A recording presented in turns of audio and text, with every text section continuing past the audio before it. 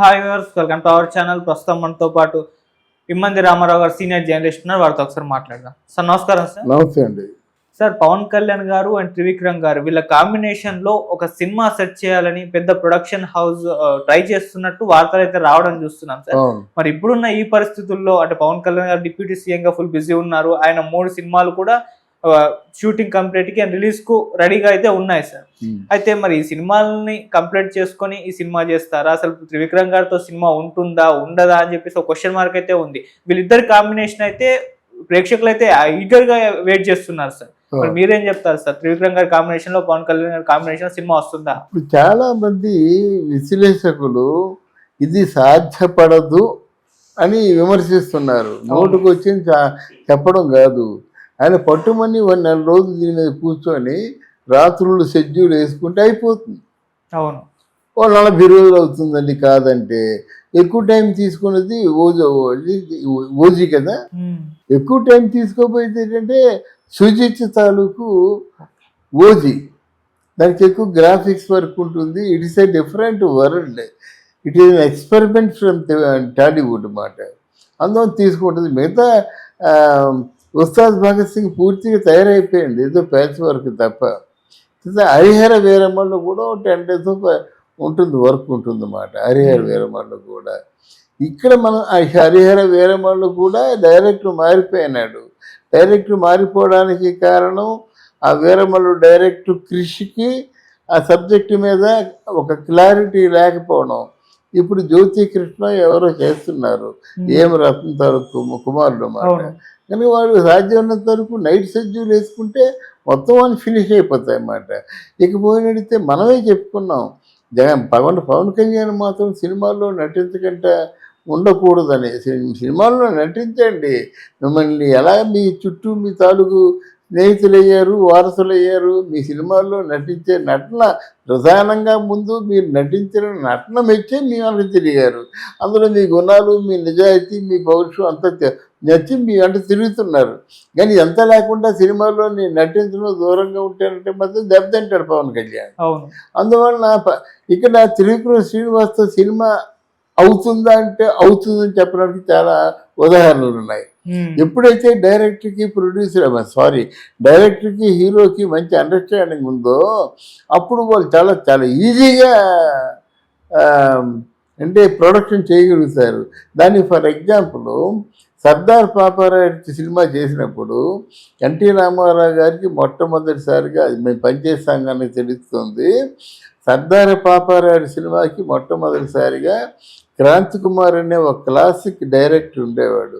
ఆయన ఒకసారి దాసరి గారి ఇంటికి వచ్చి వెళ్దామండి రామారావు గారిని ఇలాగా సినిమా అనుకుంటుంటే, పర్వాలేదు బ్రదర్, సాధ్యమైనంత తొందరలో చేసేయండి. కానీ అప్పుడు బాగా రామారావు గారు బిజీగా ఉండేవారు కదా సర్దార్ పాపారావు టైంలో. అంటే ఎన్ని డేట్స్ ఇస్తారు అంటే ఒకే అప్ టు 40 చేసుకోండి అని చెప్పారన్నమాట. You believe it, that was done by only 28 days. This is the record. Sardar Paparayudu అనే సినిమా ఎన్టీ రామారావు గారితో 28 daysలో చేశారు. అందువల్ల ఎందుకు చెప్తున్నంటే డైరెక్టర్కి హీరోకి కనెక్టివిటీ ఉంటే అలా చేస్తారన్నమాట. హీరో పార్ట్ ఎంత ఉంటుందండి, అంతా కలిస్తే 15 రోజులు 10 రోజులు ఉంటుంది హీరో పార్ట్. విత్ కాంబినేషన్ వరకు అలా డిసైడ్ చేసుకుంటారు. అందువల్ల డే అండ్ నైట్లు పెట్టుకుంటారు. కాంబినేషన్ ఉన్న సీన్స్ అన్నీ ముందు తీసేస్తారు. అందులో ఎన్టీ రామారావు పాట వచ్చేస్తుంది కదా. కాంబినేషన్లో సీన్స్ అన్ని తీసేసినట్టయితే మిగతా సీన్స్ నైట్లో తీసేవచ్చు. ఆయన సోలో పాట ఉందంటే నైట్లో తీయచ్చు అన్నమాట. సోలో అంటే ఒకడని కాదు, రామారావు గారి తాలూకు సోలో, రామారావు గారు హీరోయిన్, రామారావు గారు ఇంకా ముఖ్యమైన విలనం, ముఖ్యమైన సన్నివేశాలు వాళ్ళ తాలూకు అనుకూలంగా మలుచుకుంటారు అన్నమాట. అయితే ఇలా కనెక్టివిటీ ఉంది కనుక త్రివిక్రమ్ శ్రీనివాస్ తాలూకు సినిమాలు ఉంటాయి. ఎందుకు ఉంటాయి అని అడగరే మీరు. త్రివిక్రమ్ శ్రీనివాస్ మంచి డైలాగ్ రైటరు, మంచి కథా రచయిత. ఇప్పుడు ఈ పవన్ కళ్యాణ్ని జనంలో ఎంజీఆర్ లెవెల్లో తీసుకెళ్ళాడు. ఎంజీఆర్ సినిమాల్లో నటించాడు. ఎలా నటించాడంటే జనం ఆ గుడిసెల్లోకి వెళ్ళిపోవడం, వాళ్ళని ఆదరించడం, ఆ నీళ్లు తెప్పించడం, అందరికీ నీళ్లు వనరులు చేకూర్చడం, అలాగే బియ్యం అందరికీ ఉచితంగా ఇవ్వడం, వస్త్రాలు ఉచితంగా ఇవ్వడం, ఎవరికే కష్టాలైనా వెళ్ళిపోయి ఆదుకోవడం, రిక్షా పుల్లోస్ అందరికీ వర్షంలో కోట్లు ఇవ్వడం, ఎంత తెలివిగా కథలు అల్లుకునేవారు. అలాంటి పరిస్థితి పవన్ కళ్యాణ్కి వస్తుందన్నమాట. పవన్ కళ్యాణ్ ఎక్కడే పని చేసినప్పుడు కూడా సినిమాలో ఉంటుంది ఆ సన్నివేశం. అందువల్ల ఉండొచ్చు. ఇకపోతే మీరు ఇంకో ప్రశ్న అడిగారు. ఏంటంటే ఒక చిత్రమైన మలుపులు జరగనున్నాయి. ఇక్కడ అల్లు అర్జున్ దగ్గరికి సుకుమార్ కొంచెం డిస్టెన్స్ మెయింటైన్ చేస్తాడు. ఎందుకంటే అల్లు అర్జున్ డైరెక్టర్కి అల్లు అర్జున్కి వరుసగా 2 సినిమాలు చేయడం వల్ల ఈయనకి కొంచెం అంటే స్వాభిమానం అనుకుందాం, ఆ పేరే పెడదాం. మరి ఆయనకి స్వాభిమానం ఉంది. మళ్ళీ 2వ సినిమా 3వ సినిమా కలిసి పనిచేయరు. అయితే ఇక్కడ పుష్ప 2 అన్న సినిమా రిజల్ట్ బట్టి ఉంటుంది. మన రిజల్ట్ తెలిసినప్పుడు కూడా అంచనా వేయగలిగినప్పుడు కూడా అది చెప్పకూడదు, కోపాలు వస్తాయి వాళ్ళకి. అనుభవిస్తే తెలుస్తుంది, చూస్తే తెలుస్తుంది కదా. కానీ ఇక్కడ సుకుమార్కి ఒక ప్లేస్ కావాలి. సుకుమార్ని ఎవరు మన పవన్ కళ్యాణ్కి ఏమీ తెలియదు అనుకుంటాం, కానీ చాలా మంచి లౌక్యుడు, మంచి తెలివితేటలు ఉన్నాయి, మంచి రాజకీయం తెలుసు. రంగస్థలంలో సుకుమార్ని అంతగా పొగడవలసిన అవసరం ఈయనకి లేదు, ఎవరికి పవన్ కళ్యాణ్కి లేదు. ఎందుకు పోడారంటే నెక్స్ట్ డెఫినెట్గా రామ్ చరణ్తో సుకుమార్ కాంబినేషన్ ఉంటుంది, ఇది సత్యం. ఈ జీగర్లీ గేమ్ చేంజర్ తర్వాత అది ఆయన టైం చేంజర్. ఎవరికి? మన చరణ్ బాబుకి. ఆ గేమ్ చేంజరు అటు ఇటు సేల్ చేస్తుంది.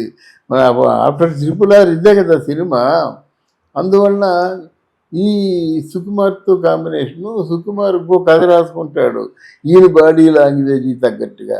ఎవరి body లాంగ్వేజీ? Ram Charan body language తగ్గట్టుగా కథ రాసుకుంటాడు. డెఫినెట్గా వీళ్ళ ఉద్దేశం ఇంకేం లేదండి, ప్రజల్లో మంచిగా వెళ్ళిపోవాలి. చిరంజీవి ఫైట్లు, డ్యాన్సులు ఇవన్నీ చేశారు, కానీ ఎలా కాదు, ప్రజల దృష్టిలో ఎలా తయారు చేస్తారంటే వెళ్ళి ఇప్పుడు వాళ్ళు నిజంగా మంచి పనులు చేశారు. ఇప్పుడు రామ్ చరణ్ ఉన్నాడు అనుకోండి, అనాథ వీళ్ళని చదివిస్తున్నాడు, స్కూల్లో చేర్పిస్తున్నాడు, బట్టలు ఇస్తున్నాడు, ఆపరేషన్లు చేయిస్తున్నాడు, గుండె ఆపరేషన్లు, ఇవన్నీ ఉన్నాయి కదా. ఇవన్నీ సినిమాల్లో సన్నివేశాలుగా ఉంటే మీరు చెప్పాల్సిన అవసరం లేదు. అట్లాంటి ఇమేజ్ని ఎస్టాబ్లిష్ చేయడం కోసం వాళ్ళు ప్రయత్నాలు చేస్తుంటారు. ఇది తారుమారు అవ్వబోతుంది. త్రివిక్రమ్ ఇటు వస్తున్నాడు, రామ్ చరణ్ అటు వెళ్తున్నాడు. ఈ పంపించింది కూడా పవన్ కళ్యాణే. అక్కడ మళ్ళీ బ్యాలెన్స్ చేయడం కోసం ఇక్కడ ఎవరు మన బన్నీకి డైరెక్టర్గా ఉంటాడు, మన పవన్ కళ్యాణ్కి డైరెక్టర్గా ఉంటాడు. ఇది రాజకీయం. Thank you so much sir. Thank you నాన్న.